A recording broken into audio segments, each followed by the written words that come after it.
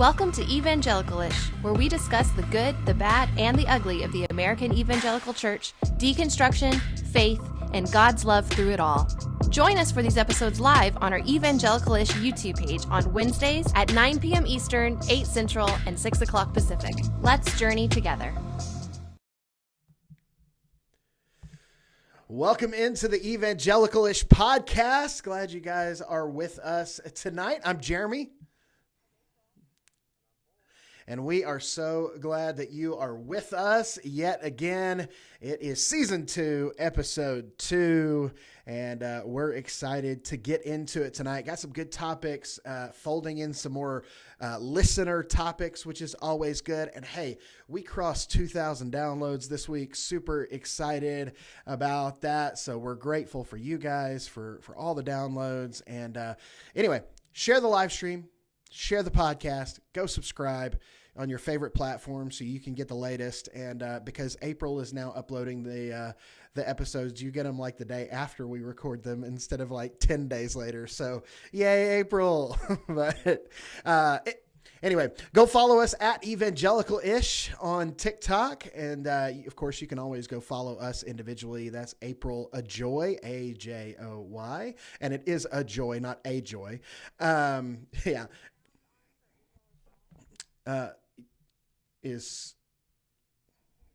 Oh, that's not good. Why? What is going on? Yeah. Well, I don't know what is going on here.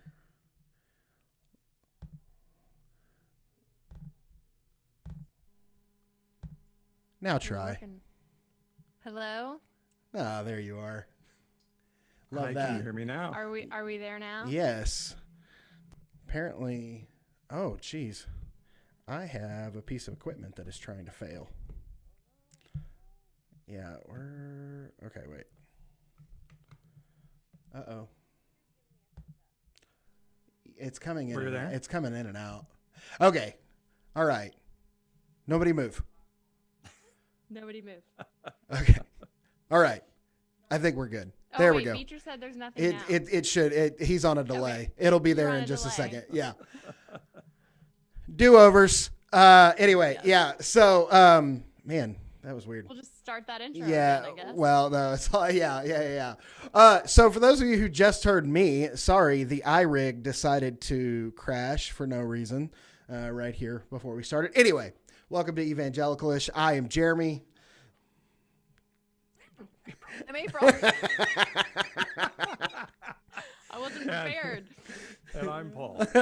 And we're really glad you're here. And we're also really glad that you can hear April and Paul now because the professionalist just comes through in all of us all the time. Oh, my goodness. Yeah, I don't know. Just for the record, we nailed that intro when y'all couldn't hear We us. did. Right. We did. And the iRig did not nail the intro, so I don't know why it decided to crash, but I had to. Have you turned it off and turned it back on? Step number 1. By the way, my friend Charles from Chula Vista just made a comment, and we got to connect today, and his 10-year-old niece was so excited because he got to talk to a famous guy today because I'm TikTok famous. TikTok was very famous. That's cool. His niece made me feel very important and very wonderful today, so thank you. Yeah, that is pretty awesome. Is it weird? Do you guys find it weird when people ask you about being TikTok famous? It is a little weird. Yeah, it's super weird. Well, my husband works at a Christian college, and this is a small town. And sometimes he met like a random student the other night at a festival, and she was like, "I hear your wife's TikTok famous." Which someone else had told her to tell him. And yeah, it's weird. It's cool, but it's also like, I just make videos in my house. Yeah. It's such an organic thing, and it is funny. And then I got a text from the daughter of a friend, and I had been reposted on Instagram by this reality TV star And so it's just kind of funny. You have these brushes with celebrity of like, yeah, I'm somebody, but actually just me and my phone sitting in my home office. That's exactly right. One of my oldest kids' teachers was like, Reagan, did you know your dad is TikTok famous? And she came home. Here comes my 7-year-old. Dad, are you TikTok famous? But now what's super funny is she takes her school iPad, and I caught her in her room the other day. She had it set up. She was recording a video, and she was going, "Hi, I'm that girl from Oklahoma." Oh, yeah. I was like, I kind of want to incorporate my sound, it guys. April told me that Beecher said I was low. it sounds fine to me. Everybody sounds the same to me right now. You guys Beecher, are actually. How do I sound now? Beecher is our off-site producer there. Yeah, you guys are turned up the whole way. So I turned up my gain on my mic, but yeah, I'm gonna have lots to edit for this show. This is fun. we're sorry. It really is hard, and I appreciate you being our sound man, Jeremy.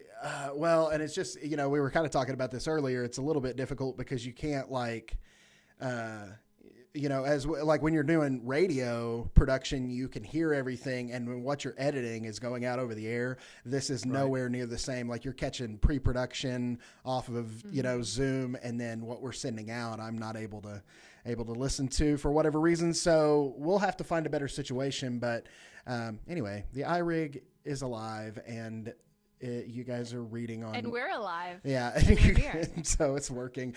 We should start the episode now. Is what we should definitely do. That's an idea. Yeah.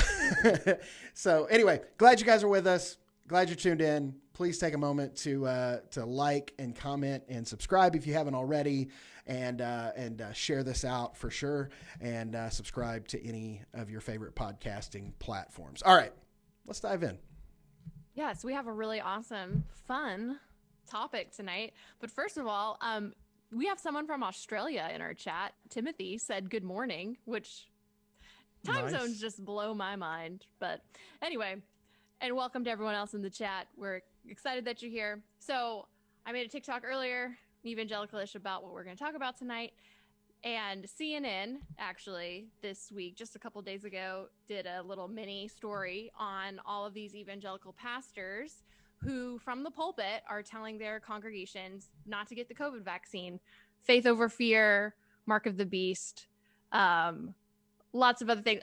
Aborted fetal cells that are apparently in the vaccine, which is not true because I looked that up because someone commented on my thing. But anyway, so you have all these evangelical pastors from the pulpit that are saying, John MacArthur said that the pandemic wasn't real, that there was no pandemic. You have Jesse Duplantis, Kenneth Copeland, K-Cope, our favorite, and a bunch of others, probably even a lot on the smaller stages too, when they see the larger evangelicals saying all this. And beyond that, you still have people like Greg Locke saying that it was election fraud and doubling down because he prophesied that Trump was going to win. And just this past Sunday, he gave this whole speech on how, people trying to call me a false prophet.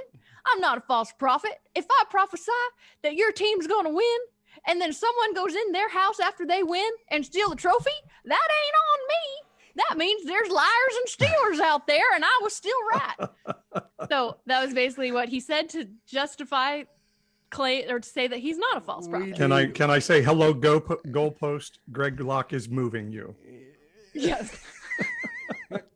That is a really good Greg Locke impersonation, by the way.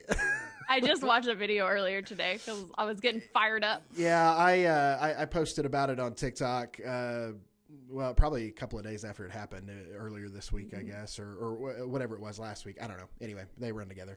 But the whole thing. I mean, he went on for 5 minutes. It took me a minute to clip it down, even to just within like 30 seconds or whatever, to get all the nuggets of nonsense out of there. Yeah, well, he even said in his, like, right at the beginning, he's like, I know this is going to be on Right Wing Watch tonight. when they like called out the guy's name or whatever. Yeah. It was like, yep, it was on Right Wing Watch. Like, you should know that you're crazy, but you don't. Yeah. And then Rick Joyner, I don't know if you know who that guy is, but he's been calling for Christians to prepare for a civil war over election fraud, over thinking, I guess, that Democrats are just literally demonic and evil and are going to destroy the country, and we got to fight for our worship. So yeah, there's a lot of I call it a persecution complex. A lot of these Christians think that people are just out to get them, and they're making things up in their mind. But the sad part is all of these people in their congregation, millions of people are listening, and as a result are not getting a COVID vaccine, which is just going to prolong this pandemic even longer. Like, how did we get here? What do you guys think? I think insanity got us here. Decades of, again, I sort of go back to this culture war idea that we're at war with culture. Culture, we were always taught when I was growing up, it's just a matter of time before culture comes against us, tells us we can't worship, tries to put 666 on our forehead. Let's hope it's a pre-trib world, that pre-trib is right and God gets us out of here before all this stuff happens. Mm-hmm. And, the Bible talks about prophets being deceived, that being given deceptive messages from heaven, talks about, Jesus said you sort of live in this mindset long enough, you won't have eyes to see or ears to hear anymore. We all take that and interpret that as we will, but I just really think that's what we're seeing. You get in a mindset and you want to believe it. You want to believe your community is right. And so you begin to buy outlandish, stupid stuff to try to make your community be right. Mm-hmm. I even, did a thing on dinosaurs today. We're just trying to find the craziest things to make our team be right. But this is dangerous. This can kill people. And it's just so crazy. And I try to tell people, you know why we don't have people dying and being paralyzed by polio all the time in the United States? Because of vaccines. Somebody created a vaccine, which was amazing. And so it's not the mark of the beast. Kenneth Copeland and Greg Lott are idiots who have no eyes to see and no ears to hear. And they're speaking from their team and wanting to win a culture war that we invented and doesn't really exist. Yeah, I think that's pretty accurate. And what's sad though is that they have become more and more entrenched over time in these so out of touch values. I mean, it doesn't even match Scripture. It doesn't match what Christianity is. It doesn't match the teachings of Jesus. None of those things are there when you look. And this American nationalism, it is a love for country over the kingdom of God. It is a love for the Constitution over the Bible.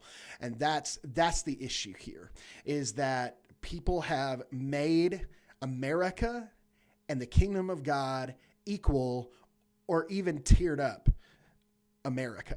And that it's not even the Constitution though, because the Constitution doesn't say don't love your neighbor. This is some creation of the Constitution that we've made. To me, it's not even the real American Constitution.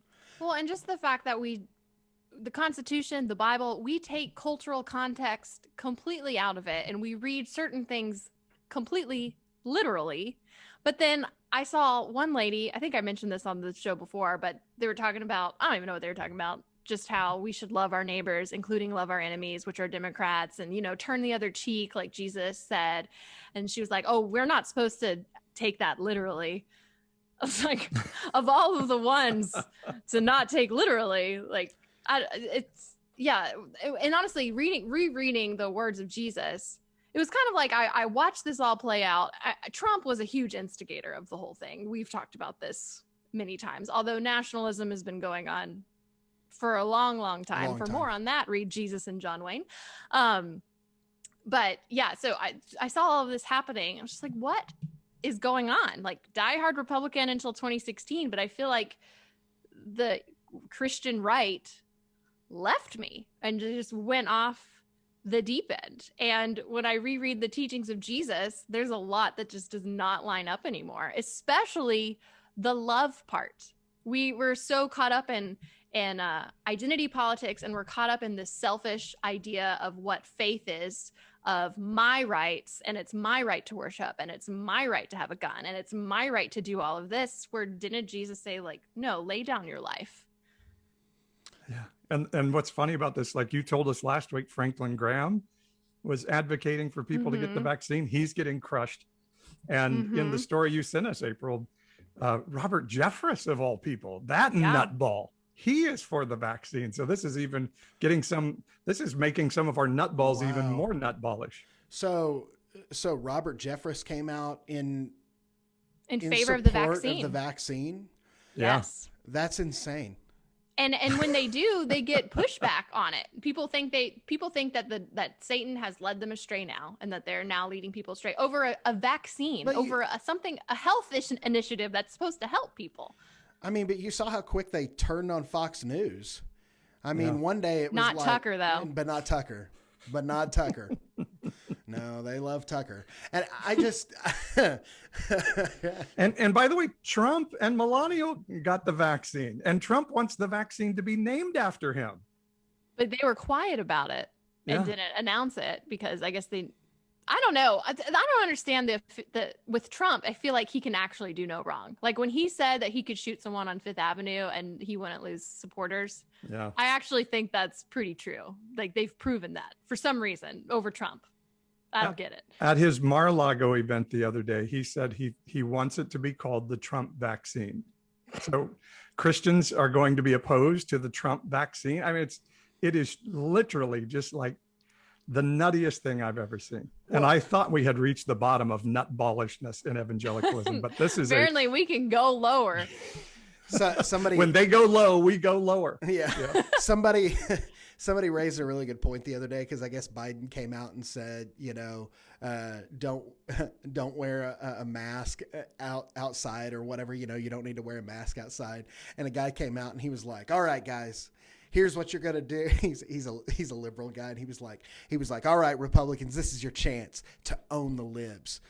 Just wear a mask everywhere. That'll stick it to Uncle Joe. Like, and I was like, I really hope they go for that and bite it hook, line, and sinker. You see all these Republicans running around with masks on everywhere. Where Joe Biden said, take our masks off outside, so we're going to wear them. It has just become so ridiculous. But we have become so polarized too. Yeah. As a country, just in general. And I tell people a lot of times, they ask me often, because one of the first things I talked about when I first got on TikTok was, being somebody who had been registered Republican, as the three of us all have at one point or another. And I was asked, do you think that you have changed a lot? Or has the Republican Party changed a lot? And my thing is I probably have become more socially conscious over time, but I think the right has ran from me. Like, I have moved. I would still consider myself fairly moderate in the middle, but I have watched the right sprint. And the further away that they get and the further radical they get, the more liberal or progressive everyone else looks, just because they are taking it step by step by step by step in an extreme direction. And we're seeing that with all of this stuff about they're the same people who were like banging the drum calling for, you need to vaccinate your kids, you need to vaccinate your kids. And then now all of a sudden they're anti-vaxxers. Like, what? Yeah. It doesn't make any sense. It makes no sense. And the whole, go ahead. I just lost my train of thought. Mom life. I'm going to drink my LaCroix. Is it a real LaCroix tonight, April, or is it? It is. It's my key lime. All right. LaCroix. Okay. Yeah. I'm not getting paid for this. I think a lot of it is the echo chamber that Fox News became the Christian news network. Yes. At some point. And I've always said it was amazing when Fox News came out that the Christian news was being delivered by a lot of really attractive young women in tight short skirts sitting on a couch. I always thought something is wrong here in the spirit of this whole thing. And now Fox News is too liberal for evangelical Christians. Now they're into really nutty stuff like OAN and Newsmax and Washington Times and Epic Times. And I tell people, that I have pastoral influence on, you should not be going to these websites. Breitbart, they are, the Bible says we're supposed to, whatsoever is good and pure and lovely and true, those are the things we're supposed to think on. Those are the things we're supposed to pursue. And this idea that only truth can come from this echo chamber bubble of crazy extreme right-wing media is the problem, is that we've adopted that as our news source. Well, and the hard part is you can't have conversations with these people because they don't listen to facts. They listen to what Fox News told them, what Newsmax told them. These very obscure sites that aren't fact-based typically, or if there's like enough small truth where they believe it all. And then you give them any source at all that's not that. And they say, nope, that's liberal. Nope. Fake news. You listen to the mainstream media. MSM. Yeah, the MSM, you sheep. And then it's just like, it's a non-starter. It's a completely end of discussion. But what's sad here, April and Paul, what's really sad here is that this is garnering and gaining traction and support. Yeah. And so I felt like the 2020 election was going to be a really good telltale on whether or not Trumpism was here to stay or whether it was going to be batted down significantly. And when Trump gained, 80 million votes or something like that, which when they say he got more votes than any sitting president in history, that's accurate. Now, more people voted in this election, but he did get more votes than any sitting president in history. When he garnered... By the way, he did say he's the only sitting president to get more votes than he did his first time. That is not true, by the way. But go ahead. That's not true. George W. Bush did as well. But he also was voted against by more people in the history of any presidential election. Let's not forget that one. That's true. Let's not forget that one. That's key. Joe Biden's got the watermark right now, kids. Right. So in a free and fair election. Correct. But what that showed us is that this is not just Trump and his cronies. This is not just a band of sycophants or whatever. This is it's seeping its way into the Republican Party. And it is becoming part of who they are. And that is the scariest part of the whole thing, is that this is infiltrating the Republican Party and becoming part of them. So the Marjorie Taylor Greens of the world and the Jackson Lawmeyers, which is a guy running for Senate here in Oklahoma who is an absolute nutcase, these are becoming common and becoming accepted by the right. It's not radical right. It's just right now. And that's really, really scary. Yeah. It's all black and white, right versus wrong, good versus evil. And they have bought into these extremes that now, especially if you're a Christian Republican, and I get messages like this all the time. I cannot be a Christian if I am not also a Republican, if I am not also a Trump supporter. And while I have definitely heard language like that in the past, I don't remember, and maybe I'm just young, but I don't remember it ever being so like they really think if you voted for Joe Biden, many of them, millions of them think if you voted for Joe Biden that you are inherently evil, because only an evil person would vote for someone that was for abortion or, against gun rights, because apparently that's also a Bible right. Somehow we've talked about that before. Yeah. And taxes and they've support for Israel. Yeah. Yeah. That's a whole thing. But yeah, it's really frustrating for me because I feel like, and I know we have a lot of people that reach out to us too and are in the same boat, but I feel like my faith, I'm deconstructing a lot of beliefs because I'm seeing all of these insane conspiracies that have infiltrated the faith. But my belief in Jesus and my relationship with Jesus, if anything, I feel like it's gotten stronger since I've just focused more on Christ and his teachings and less on all of the fluff. But from the outside, from the Republican echo chamber and the right-wing Christianity, I've gone off the deep end. They think I'm some flaming liberal that's leading people astray. And I don't know how to tell people, like, I really just love God and love people. But that is the right sprinting away from you, not you sprinting to the left. I mean, like I said, I have experienced some heart change on things as I grow, and I think I would argue that is my process of sanctification, that I am working out my salvation. Yeah, I think that's what that is. That's just growth in my walk, but this stuff that the bill of goods being sold by the right now is so extreme, and it gets more and more and more extreme by the day, where all these little Trump, offshoots or whatever are becoming the next thing. And it's scary. I think the church has believed you have to vote Republican if you're Christian for a long time. We just haven't said it out loud. I think since Reagan, that's been the belief in the evangelical church, or the white evangelical church. But it used to be sort of underground. We whispered it to each other, or we gave it, abortion as a name or something like that. Now it's really overt. And I think for Christian people, I really believe, Romans 12:2 is a verse that says, don't be conformed to this age, is what it says. A lot of people use that verse to say, don't be conformed to that world out there. But I think what it actually is saying is, don't be conformed to the culture that you're in, but be transformed by the renewing of your mind so you can know the good and perfect will of God. I think that verse is challenging us to have our beliefs challenged on a regular basis and be transformed. So actually, April and Jeremy and Paul, what we're doing, I believe, is being transformed by the renewing of our mind. We should, or the working out of our salvation.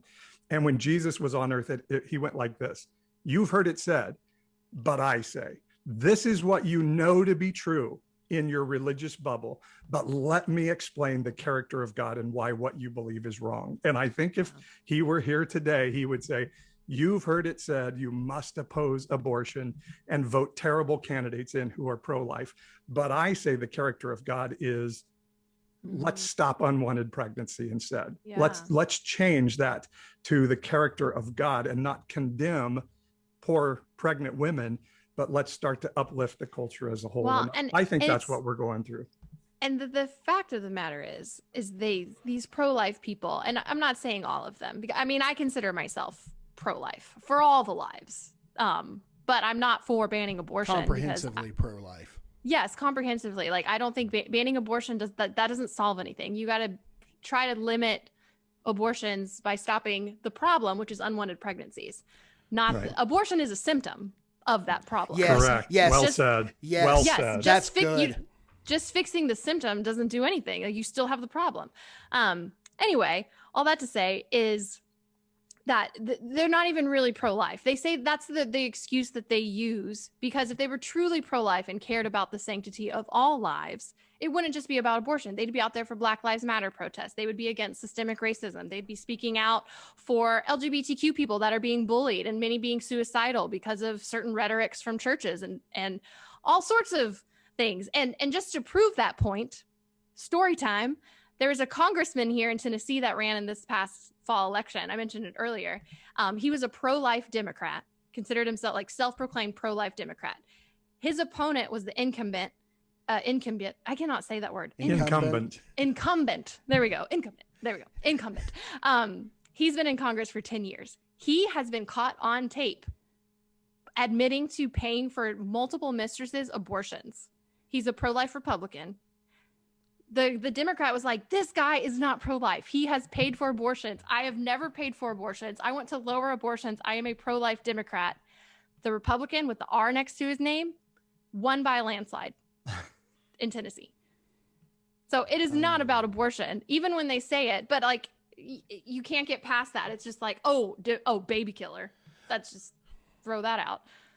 Well, and I've said for a long time that I don't really think that Republicans care anything about fixing the abortion issue as much as they talk about it. it's a stump speech. It's something that they know that they can keep support on because it's a heartstring thing, right?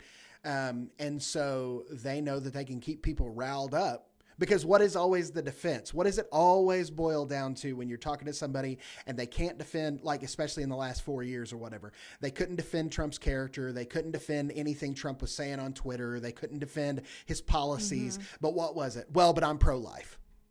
Right? It always boiled down to that. I always get that. You know, you're a baby killer or you're a whatever because you voted for Biden.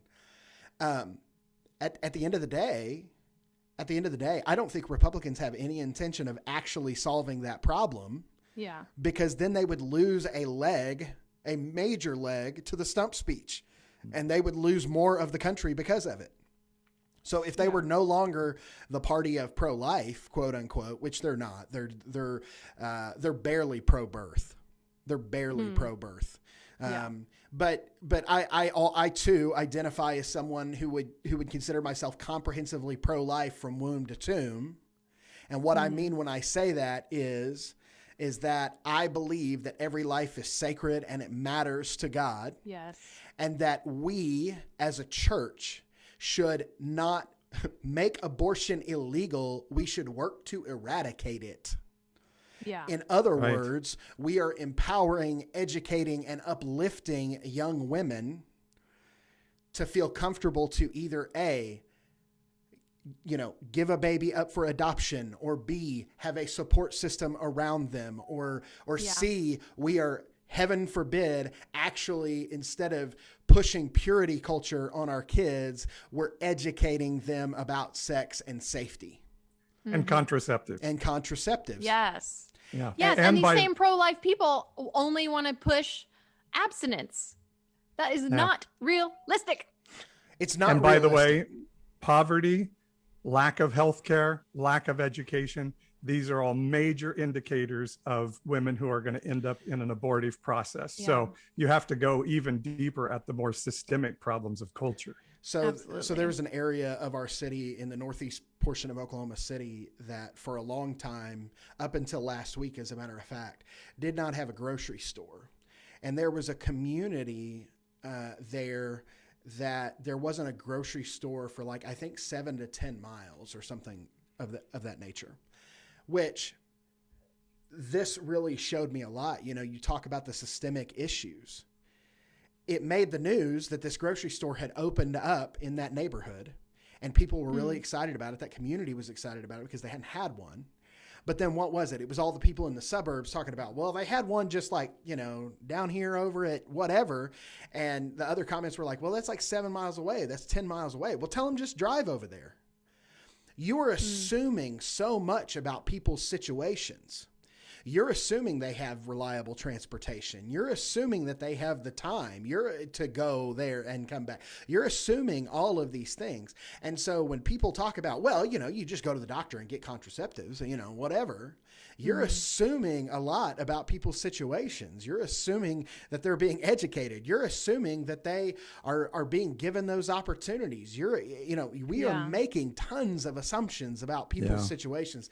And that's the reason the church has to do better. Our public school system has to do better in those areas. And so because ultimately, if we're talking about sex in a real way, we are going to be better off as a culture, and the church then would be making right strides towards helping make abortions irrelevant. I mean, not because now let me back that up by one step and say, there's always going to be the need for DNCs because of health concerns, right? That's just going to be a thing. Right. The baby's health, the mother's health. I mean, we are never going to be able to always control everything. But when we talk about elective abortions, the church should be doing everything they can not to make it illegal, but to make it irrelevant. Yeah, absolutely. Rare, safe, and legal instead of illegal, dangerous, and rampant. That's exactly because it's not going to stop happening. It's just going back into a closet with a coat hanger, as we've talked about before. Yeah. And I would say there are definitely Christian pro-life people who sincerely want to save the lives of babies. And I can respect that. But I want Christians to understand, A, that it is a cynically chosen manipulative tool of the Republican Party and has been since 1979. We can get Christians to vote the way we want them to vote by using abortion as an issue. It wasn't always an issue for the evangelical church. It was a created one by political operatives, and they're being manipulated by it. And I don't think the Bible backs up the idea that it is the only issue that matters to God. We used to believe abortion and gay marriage were the only things that matter to God. And I don't think the Bible backs that up either, but we kind of let gay marriage go a little bit, but abortion is the one thing we're clinging to. And I think there's a whole lot of other things the Bible tells us God cares about, that if we took care of those things, abortion would be taken care of downstream of those things. And when we just try to pass a law to prohibit abortion, we've created a really big problem. And it is at the center of why all the other things we've talked about in this segment. It's a cop-out. Completely agree. Before we move on to our next segment, there's a lot of great comments in the chat. Yes. Just wanted to highlight a few. Joel said that the GOP is the party of opposition. They don't make plans to fix anything. They capture votes by opposing things. And that is pretty true. Kara said we can't demand the end of abortion if we won't take care of the mothers and kids when they are born. Yes. Absolutely. Yep. And then Brendan made me laugh. I don't even think I can read it because I can't say this word, but incumbent. Is that Very it? well done. Yes. Say it loud. Incumbent must be a curse word, and that's why April can't say it. I thought the exact same thing. That's really good. Brendan also said trickle down pro-life. Brendan on fire in the chat. That's really good, Brendan. Oh my gosh. But yeah, yes to all of that. I think the GOP has my last thought on all this is the GOP has decided they're going to solve problems with problems, not solutions. They don't want to bring solutions to the table. They don't want to bring common sense to the table. They just want to bring more problems to the table and yell and scream about the issues. And until we get past that on either side of the aisle, until people want to bring solutions to the table. I mean, how is it when you're managing people or you're running a business or whatever? What is the answer always? Bring me solutions. Don't bring me more problems, right? So I think we need to be about that.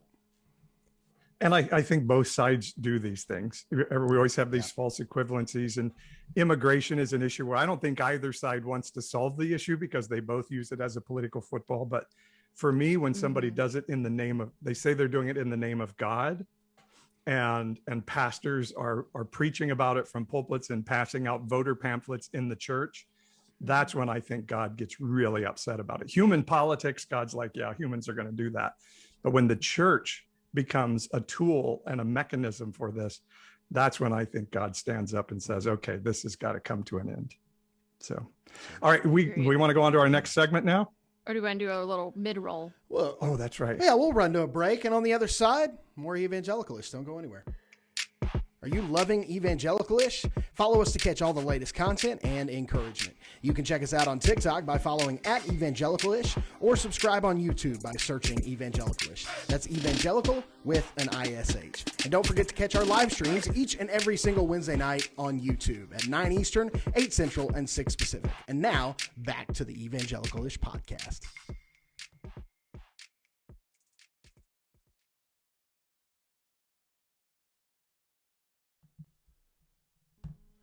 Welcome back into Evangelical-ish, and glad you guys are hanging out with us. It is Wednesday night, 9/8/6, coming across the country. We just need to add another co-host from the mountain region of America, and then we can just be like 9876. Just pick your time zone. We're all here. So anyway, so if you know anybody in the Mountain West, let us know. Any converted Mormons or, something like that. Well, in this segment, one of the beautiful things of social media is we all get to be TikTok famous, which is one thing that's great. And many pastors are becoming social media famous for their cringe-worthy sermons. And we see these on a fairly frequent basis. Jeremy, you do a great job of pointing these guys out. And this week it was, and why is it always a slightly obese male pastor who's calling out women for weight issues? And gosh, I don't have the name of this pastor in front of me now, but he was talking about women wearing skinny jeans when they're not skinny and wearing yoga pants. Just cringeworthy. Bob Gray Sr. That's his him. name. And the clip was absolutely insane. I've been doing the reaction videos to the IFB guys and the stuff like that. That's kind of part of my platform that's garnered a little bit of traction. And so, I put out a lot of videos like that where I'm splicing those together and stuff like that. But this was probably the most egregious one that I've seen. It was bad. I wonder if we could pull it up and show it maybe, but I don't know. Have you guys had a cringe-worthy moment like that in church in your life? And what do we do about these cringe-worthy sermons these pastors are teaching now? Like a funny, awkward Christian church story. Yeah. Yes, we've had many stories. I guess I'll jump in and go first. Go for it. One of my most, for the record, there's been a million awkward church moments, but this one particularly stands out. So my parents were pastors. This is when I was in college. They went out of town because my dad was speaking at another church somewhere. And so we had an evangelist come in, and he had just recently started doing like a healing prayer ministry. So he wanted to pray for the sick. And that was like part of the service. Like we announced it, like, come if you want healing. So extra people came this Sunday. I mean, it wasn't like a huge church, like 200 maybe. And people came for healing, and he, is a man, and he thought it was very important, instead of just laying hands on someone's head when you pray for them, to actually touch whatever the ailment was, wherever the thing was. So, right. But he was a man, and there's obviously women in this line. So he asked me, and my parents asked me to be in charge of the service. So I was kind of like helping him out. He asked me to be his hands when he would pray over the women. So there was this long line. I felt like I was out there for like 2 hours, and the Texas heat, it was like 90 degrees in the middle of summer. This long line in the parking lot of this movie theater, because that's where we met. And anytime a woman came up, he'd put his hand on my hand. And I swear everyone was praying for breast cancer that day, because I was touching a lot of breasts and a lot of butts and a lot of thighs. And it was one of the most awkward things I've ever experienced in my life. And he would just pray, and like he was getting into these prayers too. So sometimes my hand would just be resting there for like 5 minutes. I mean, he took his time. And that's one of my awkward church stories. Well, here is Pastor Bob Gray Sr. and his comments from this week. That's when the gals started wearing the mini skirts up there. You know why you got fat thighs? Because you're supposed to wear a long skirt. I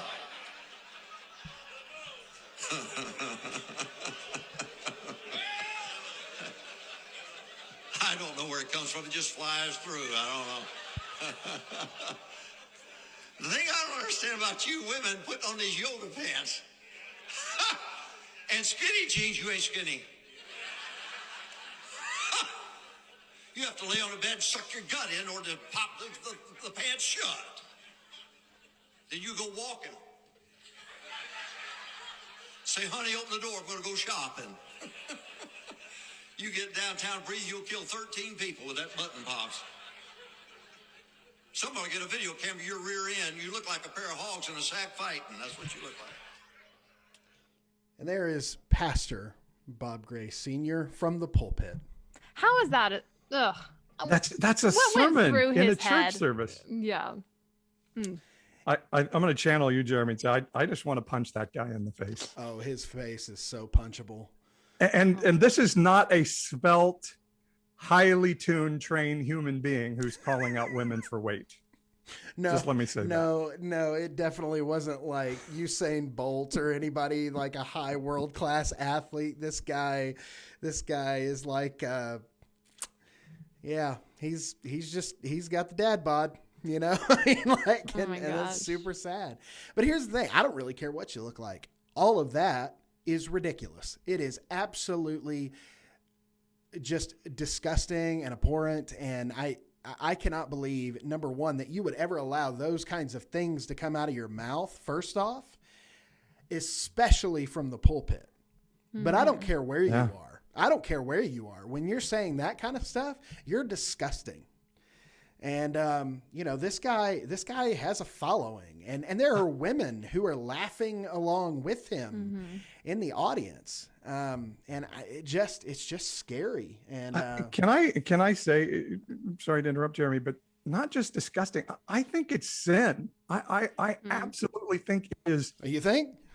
It is sin to preach this from a pulpit and put that shame, that body shaming on women in a church service. It's horrifying. And we have to stop laughing about it even. And I caught myself laughing about it and say, that's terrible. You're telling women that their value is in their attractiveness, their sexuality, their childbearing abilities, and nothing else. And I think we got to start calling it out as sin. It's just flat out in opposition to who God is.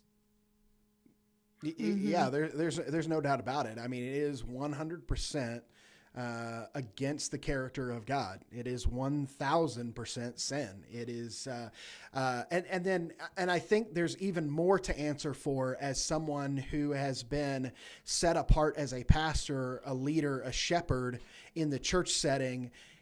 He is going to have to answer directly to God, not only for saying those things, even if he had said them around the dinner table in jokes with friends or at the bar or whatever, but he is especially going to have to answer more clearly to God because he said them from the pulpit. And as somebody who is pastoring, Paul, I know, you in the same situation, I can't imagine ever saying anything close to this from the pulpit, and how I believe that God would ever be okay with me speaking that way and using a platform to glorify his goodness and to glorify his image and to glorify his love as a place to degrade and just spew my misogyny all over the place, and for people to laugh at the expense of women who are there and women who are created in God's image. It's disturbing. And I mean, it just makes me sick. Yeah. And I apologize for even laughing. And I saw Timothy Hope, our Australian friend, saying, I have to cringe because of some of the things I've said from the pulpit before. Oh, yeah. And I agree with Timothy. I do too. There are some things I wish I could take back. And we even got an email this week, Jeremy, about you and I cutting April off in the show. And April was very kind and said she didn't have a sense of that. But even if somebody is sensing that, we're relegating April to a second-class status because she's a woman on the show. I apologize, and I'm horrified that somebody would think that of me, because women are not a second-class gender, a second-class portion of humanity. They are equally capable and powerful. And to say differently, I believe, just like Jeremy said, it's in opposition to the character and belief of God. Yeah, well, I appreciate you guys saying that, but it's been something my entire life in the church. Like, my dad was pretty much like a feminist. When it came to me, he would have never said he was a feminist, but he was always like, April, you get your career and you do what you feel God calls you to do, because don't let a man tell, you don't want to play second fiddle to a man. So that was very feminist of my dad. But outside of my dad empowering me, it was very much like, no, the men are the preachers. Women, you can sing, you can support, you can be silent, you can, it's children's church. Yes. You do children's church, watch the nursery and do your little things and just be happy being a homemaker, raising your children, and which is nothing wrong with that. Those are inherently beautiful things if that's what you feel called to do, but not every woman has that desire and needs to do that. So, yay.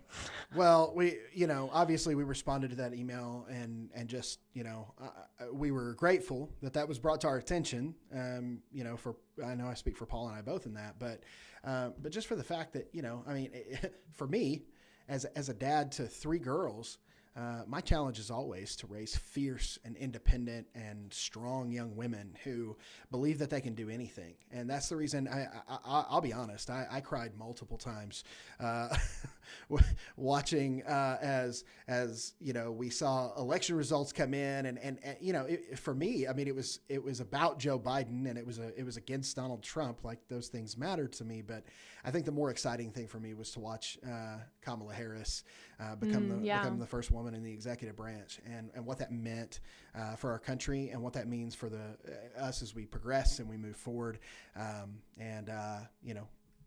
Just an exciting thing, because my girls will never grow up in a world where that is something that was before them. You know what I mean? Mm-hmm. And that's so huge. And so, but there has definitely been, there have definitely been times, that the church, and even myself, we've opened mouth and insert foot and done all sorts of stuff. And I've shoved both my feet in my mouth in sermons before. And, I remember I was talking to a Bible study of like folks that were like, the average age in the room was probably like 70.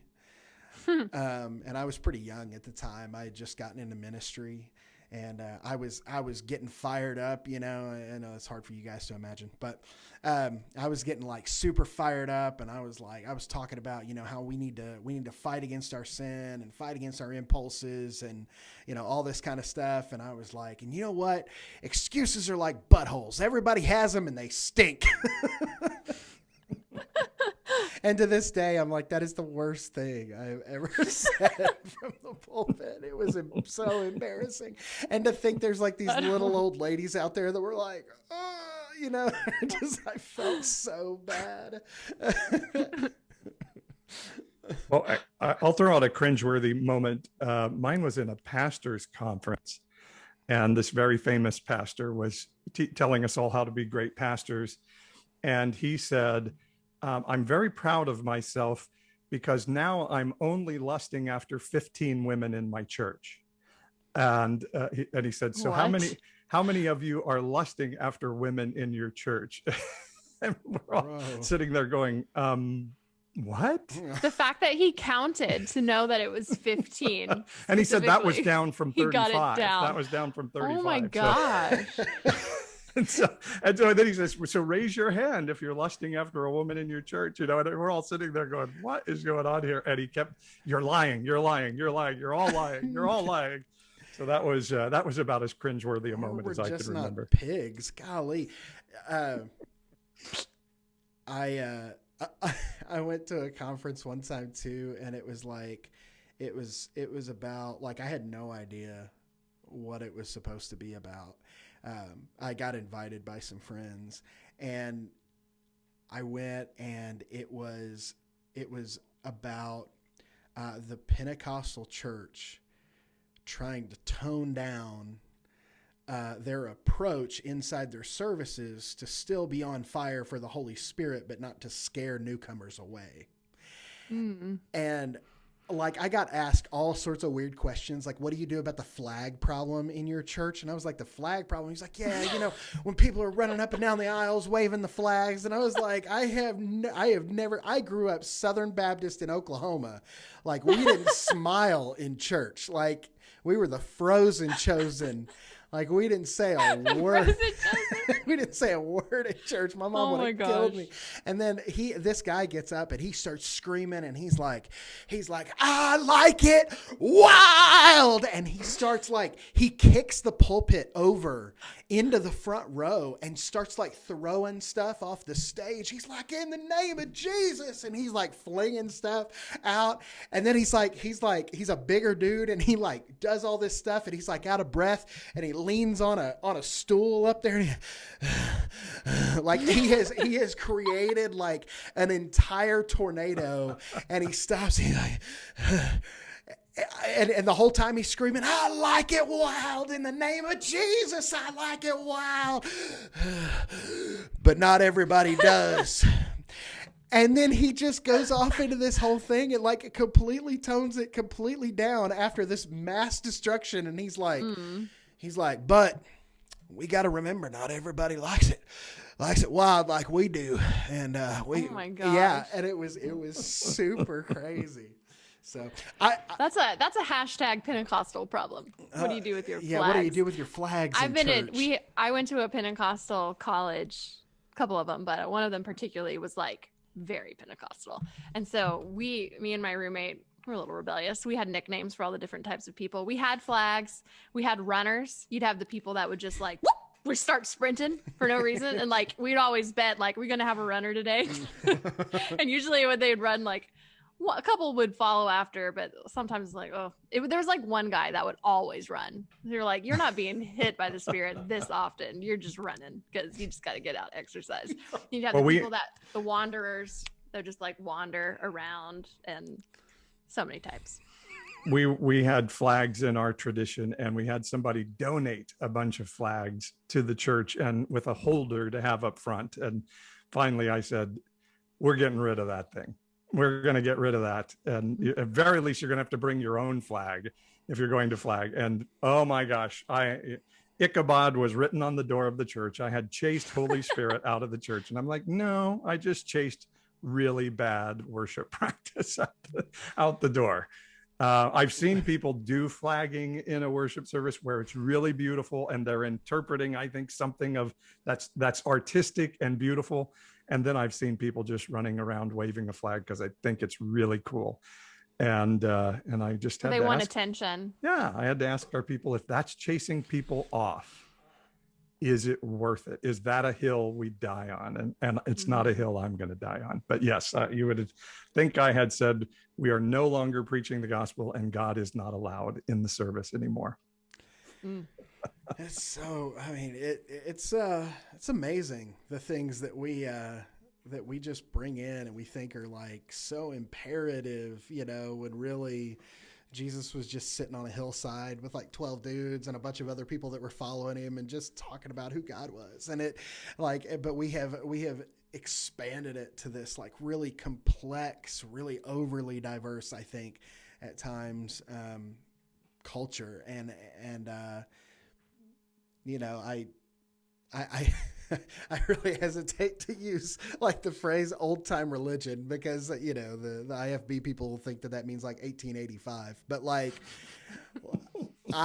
in the King James Bible, but I really believe that sometimes we just miss like the relationships and the practicality that Jesus showed us how ministry was supposed to be done and how he invested in the people around him and how his system worked, that he had the 12, but he had 3 on the inner circle and that he was investing things into them and then they would later invest. And, he started that snowball of the process of connecting with the character of God and training and equipping these people. And I just, I think we have way overcomplicated it and we have gotten way too many things in the way. And the quicker we can get rid of that, the better we're going to be. We just need to clarify, we were not talking about American flags in churches. Sean in the chat thought we were talking about American flags, although that is a problem. That's a different problem. We were talking about, they're like wavy flags that you'd get for worship. For some reason, I felt like they were usually purple, but maybe they were other colors too. But yes, I also did not allow an American flag in our church, and that was another time that I chased God from another the building. topic. Yeah. Yeah. But part of it, Jeremy, is worship has become an individual. It's about me rather than worship being about God and about each other. That everything should be love God, love your neighbor. And it's become about me. I want to worship this way. And how dare you tell me I'm not? Well, and as a worship pastor, something I encourage our church on all the time is that when we're singing worship songs together, what that really is us corporately praying together. Calling for the same things, seeking the same things. So when I craft a worship set or when I introduce a new song or we write a new song or do any of those number of things, we are being intentional about the things that our church is saying. And we are wanting to say those things together and speak those things together about who God is. We're wanting to call on the name of God in a certain way. And I think that's important for us as we remember that it's ultimately about who God is, not who we are, and what pleases God, not what pleases us. Right.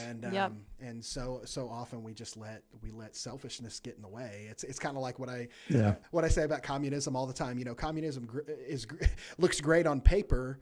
But the problem is that it just takes one greedy person to run it, and there's always one greedy person. There's always one greedy person, and so that's kind of how churches have devolved especially in now our they're a culture. flock full of greedy people. Yeah.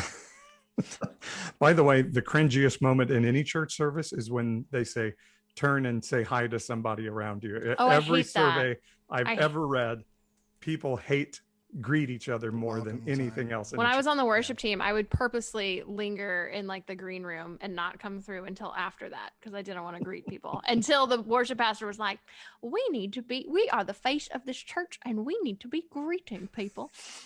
And so I couldn't do it anymore, and I was so mad.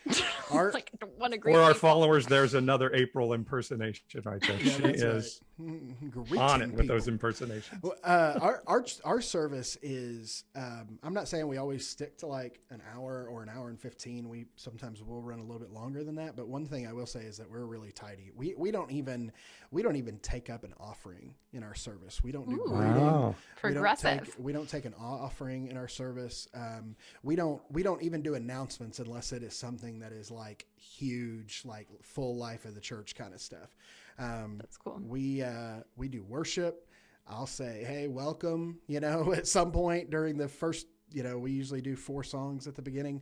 We run those 4 songs straight through. Like we don't have to worry about breaking the spirit of worship or anything like that. There's a transition video that plays that's, obviously linked to our sermon series just so we can make that swap from worship team to teaching pastor seamlessly. And then he gets up, preaches, time of response. But in our response, we have pastors available at the back for people, not at the front.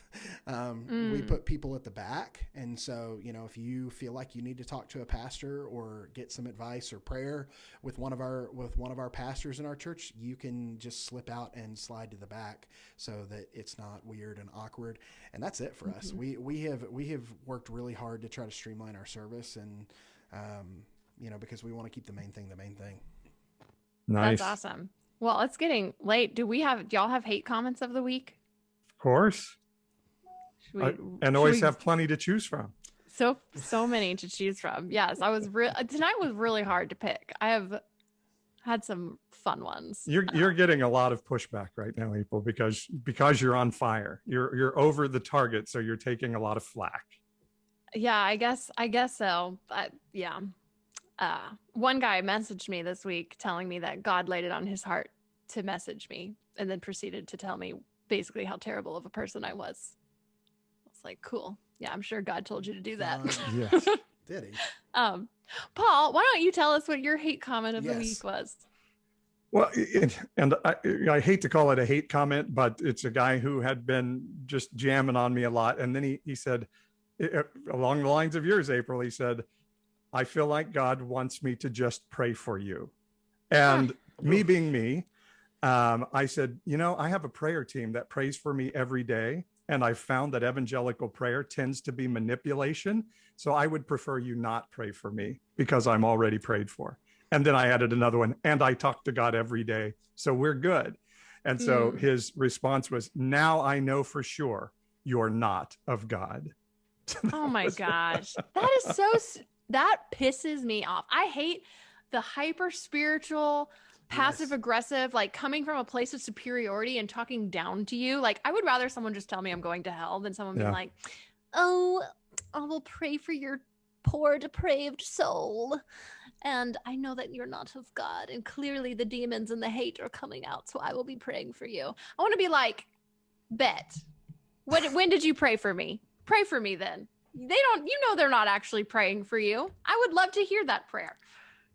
And of course, I then asked him, how does this statement let you know that I'm not of God? And he blocked me and deleted all his comments. So.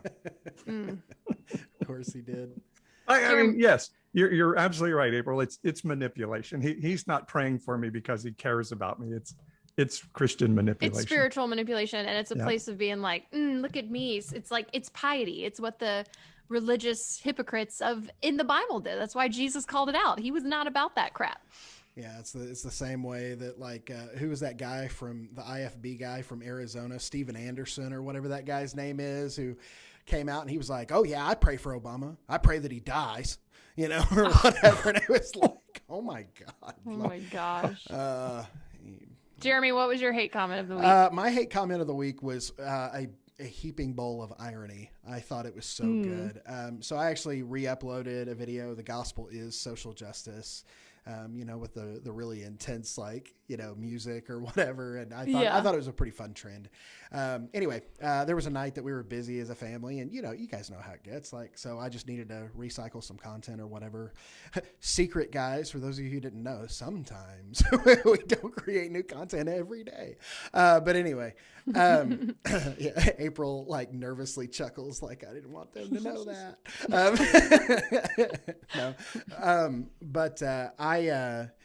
So anyway, I posted that out. I thought that video was good and a timely reminder, especially coming off of the back of the Chauvin trial and things like that. And so, the very first line of that video, I say, a lot of people tell me to stop talking about social justice and actually preach the gospel. And then I go into why the gospel is social justice. Right. That's good. So there's a guy who's following me who I noticed added a bunch of people, and this guy was following me. So I was like, oh, this is real weird. So then I go look, and he had added all these uber conservative Christian accounts. Ew. Yeah. And there's a TikToker called Pointless Thorns is his username. And the profile picture is also pretty good, but it's a crown of thorns. And so so the bowl of irony is, I said, people tell me to stop talking about social justice and actually talk about the gospel, and I talk about why that's really stupid.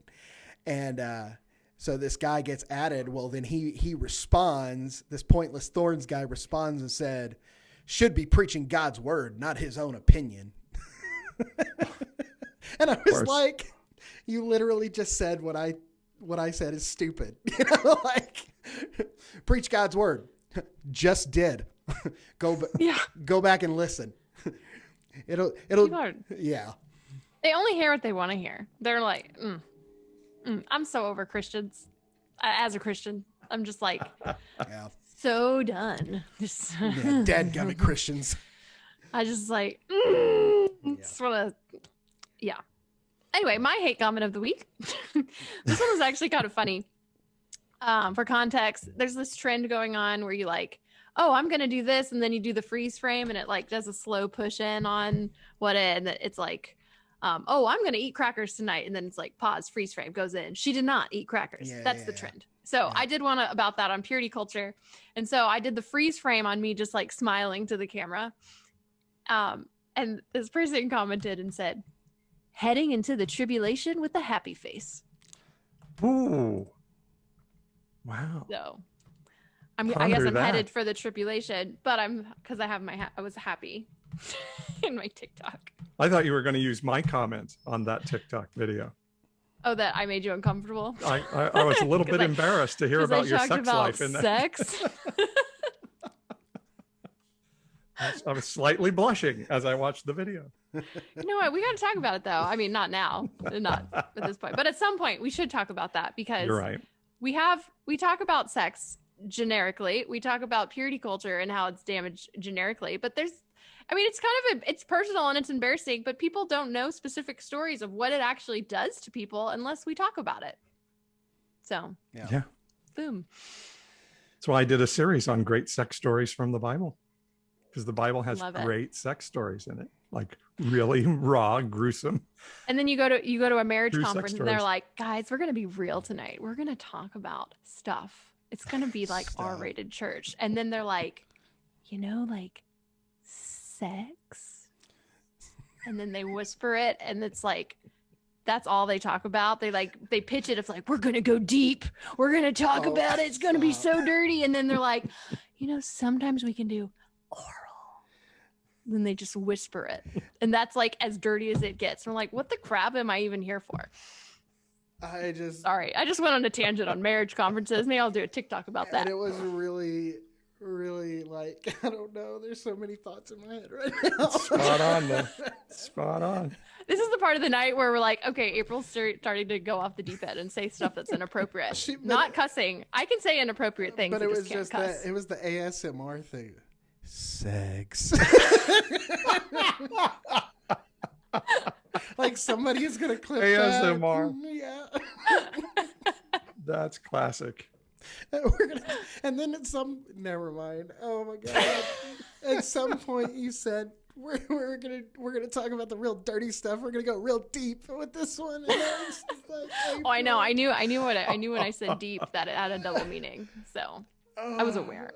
I was aware. So many things I could say right now that would be a cringe moment in this show. So I'll refrain. But so here's where your point is spot on. And the reason I did a series on great sex stories in the Bible is when we're talking about abortion and all the other things we're talking about, that God is okay with being in the messiness of humanity. God is not scared of this stuff. God is not scared of Tamar dressing up as a prostitute and getting knocked up by her father-in-law. It's, we can deal with the mess of life rather than having to try to make everything antiseptic, and maybe we'll be okay. Yeah. I think about it. Patrick says, and that's when they had to add explicit to the podcast. Yeah, right. Sex. It was so funny.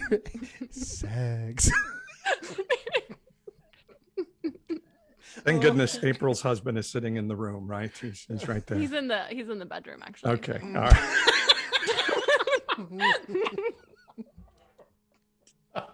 Of course. For the podcast people, I just winked. Yeah. Eyebrow thing. It was real cool. He awaits my return. Oh my gosh. Oh, and with that. Yeah, so we'll edit that out later. Said we're going uncensored. Somebody said we're going. You can't. Timothy Hope says too late. You can't unsay oral.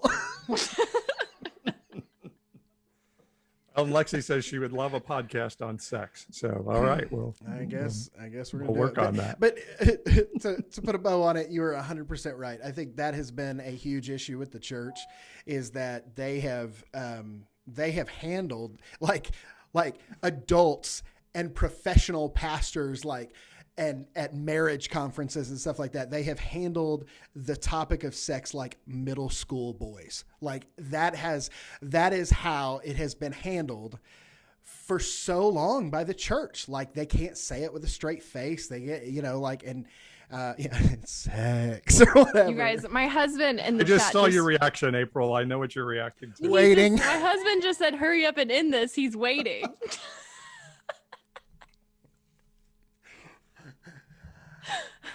Well, we appreciate you guys tuning in tonight, and we're so glad that you were a part of Evangelicalish. I feel like we all got to know each other a little bit better. We're real close tonight, us and however many people are here with us tonight. But not as close as April and Beecher. All right, so it was good. It was really good. It was fun. Yeah, great time.